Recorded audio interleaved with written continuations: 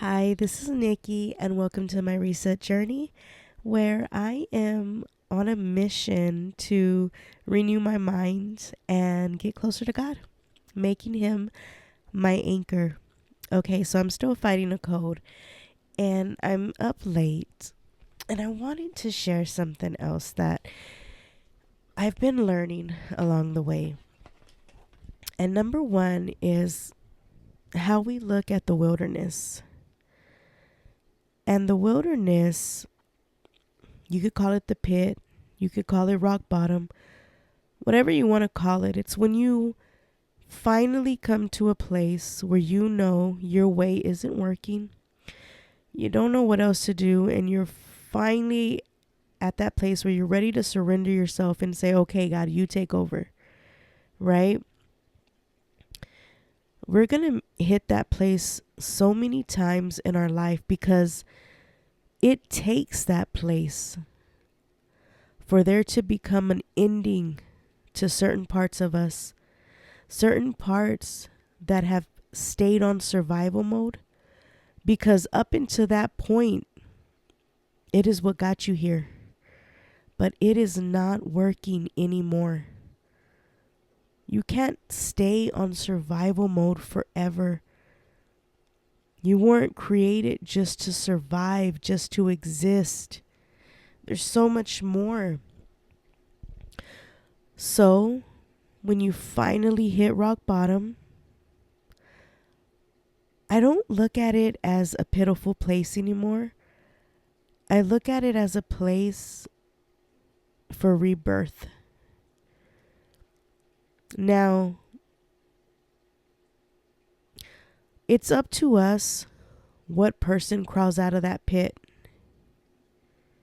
It's either going to be the same fearful person who is afraid to let go and is just going to go around the same mountain over and over and over again. Or it's going to be the rebirth of somebody else. And it's going to look like a totally different person. Because you can let the pit keep you stagnant, frozen, the same. Or the pit can become your launching pad. Your launching pad to something greater once you come to the end of your old nature, the end of your old patterns, the cycle, the loop that keeps replaying over and over again. Once you come to the end of that, then the beginning for the new you, your launching pad, shifts you into something new, guys. And it's not easy. It's a wrestling. You know, Jacob wrestled with God, but it's because he knew. He knew that he wanted this promise, this blessing, and he was not going to give up because he knew who God was. And Jacob was not the greatest guys, and he was, you know, scheming, manipulating. He wasn't doing the best things. But God, this merciful God, this beautiful God, he still blesses him. And you know, Jacob would wrestle with himself over and over again for many years to come. So I have a new appreciation for the wrestling, because if you're wrestling with something, it shows that you care. It shows that you're wanting to make a change. I was reading about the people that would get leprosy. And we know that it's a disease and that you would be cut off from everybody else. And we know that you weren't supposed to be touching anybody, right? But what I didn't know was you also had to live a certain way. You had to wear beat up, old, torn, raggedy clothes and keep your hair unbrushed, looking all matted and nappy and everything.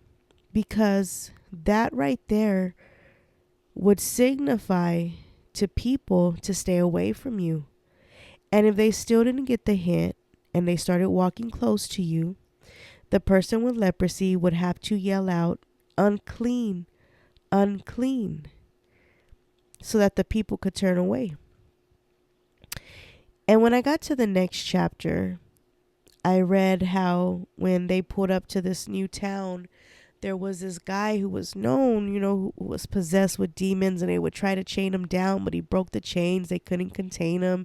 He was walking around naked and all these crazy stuff, but everybody knew about him. And this guy hung out in the tombs. He hung out in the cemetery with the dead people, with bodies. And I started to link those two things together, and I said, look at what the enemy does to us.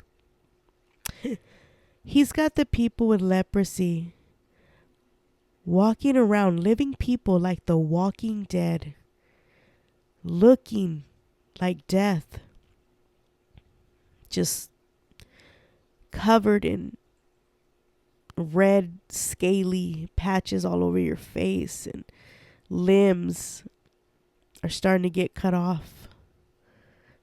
People with leprosy sometimes went blind.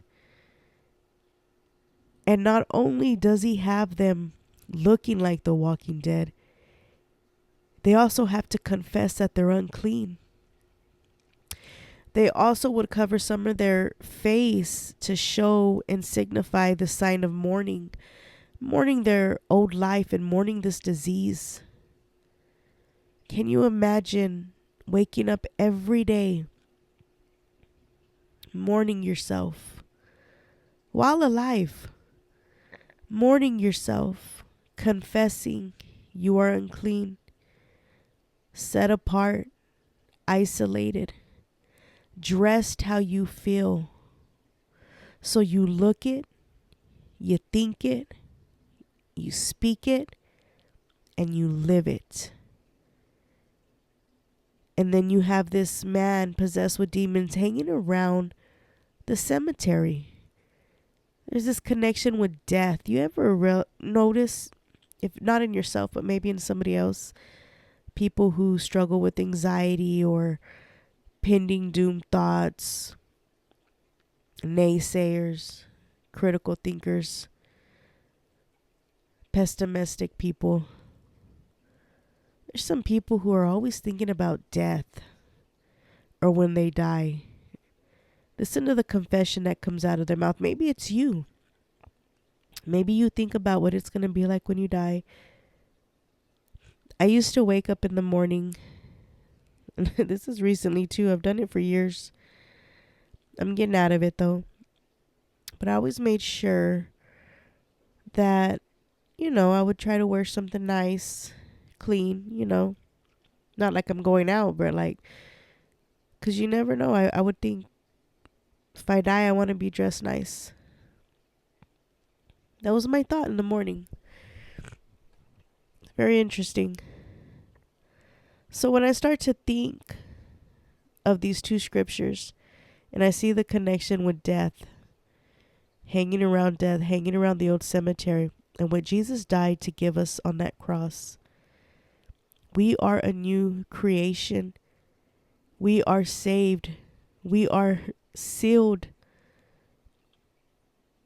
And even having that identity that was given to us, we're carrying this beautiful gift that Jesus gave us, this beautiful new identity, but we're still walking in the cemetery among the dead. How does that look? How would that look?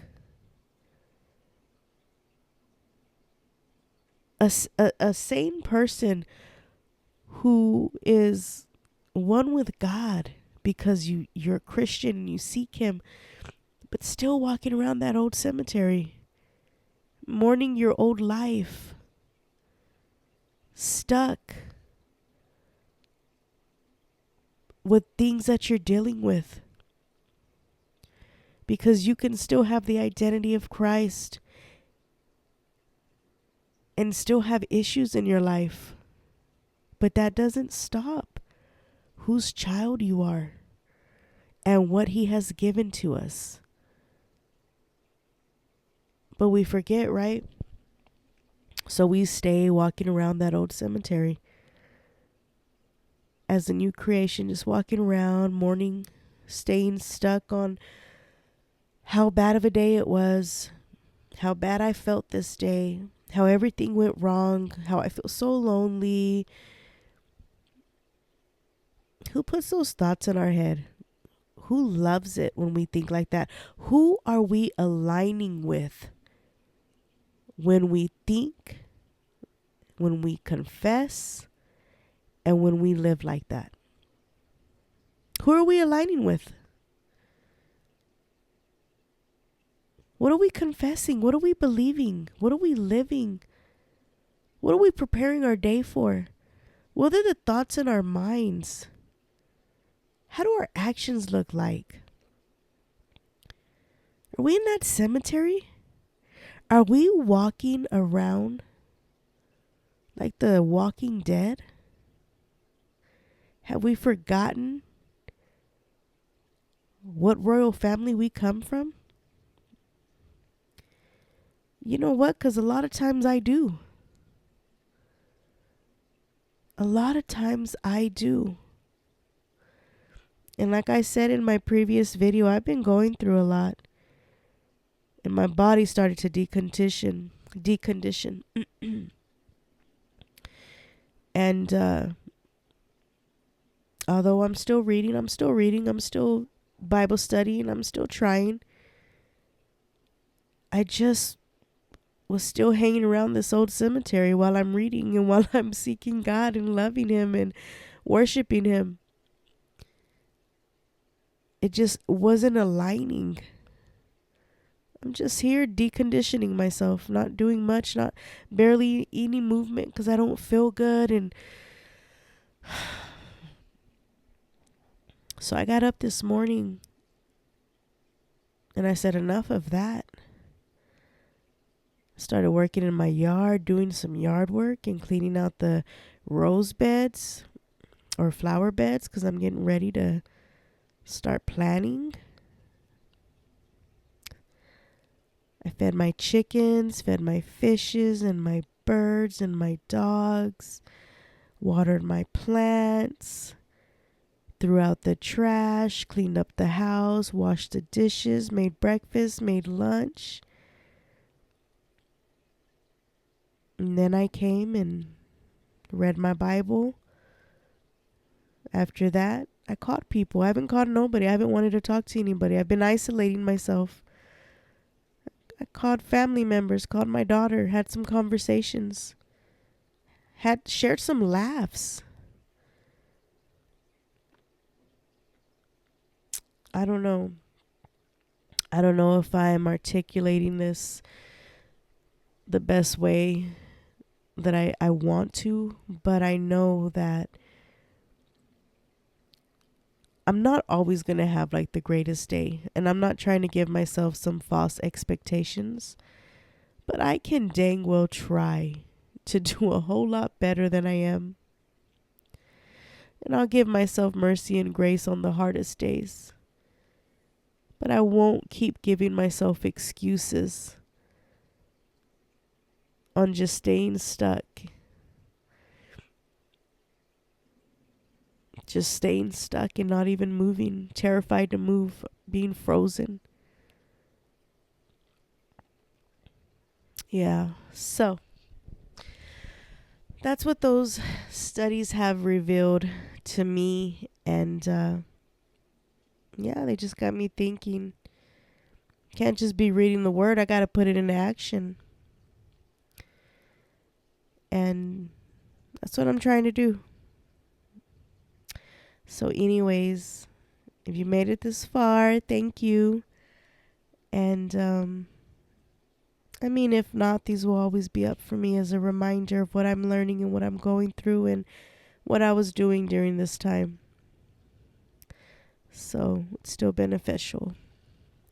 Have a blessed one, and I will see you on the next video.